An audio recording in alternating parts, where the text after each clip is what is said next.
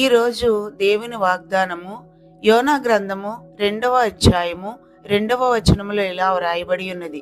యెహోవాకు మనవి చేయగా ఆయన నాకు ప్రత్యుత్తరం ఇచ్చెను. ఈ వచనం మనకు ఒక గొప్ప ధైర్యాన్ని ఇస్తుంది. మనం ప్రార్థనలో యెహోవాను పిలిచినప్పుడు ఆయన నిశ్శబ్దంగా ఉండే దేవుడు కాడు. మన కన్నీళ్లను, మన ఆర్తిని, మన హృదయపు మొరను ఆయన వింటాడు.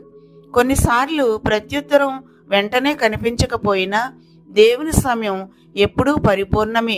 ఆయన మనకు ఉత్తమమైనదే ఇవ్వాలని ఆలోచిస్తాడు. ఈ లోకంలో మనుషులు స్పందించకపోవచ్చు, సహాయం చేయకపోవచ్చు, కానీ యెహోవా మాత్రం మన ప్రార్థనలను నిర్లక్ష్యం చేయడు.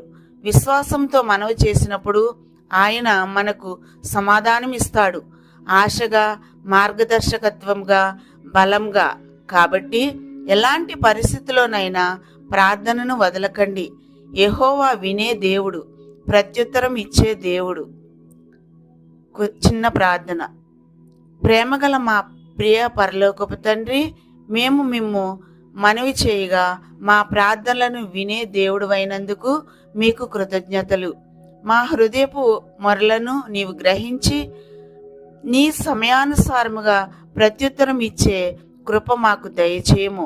నిరాశలో కాక విశ్వాసంలో నిలిచియుండే బలాన్ని మాకు ప్రసాదించుము. ప్రతి పరిస్థితిలో నీ మీదే ఆధారపడే హృదయాన్ని మాకు ఇవ్వుము. యేసుక్రీస్తు నామంలో ప్రార్థిస్తున్నాము తండ్రి. ఆమేన్. God bless you all.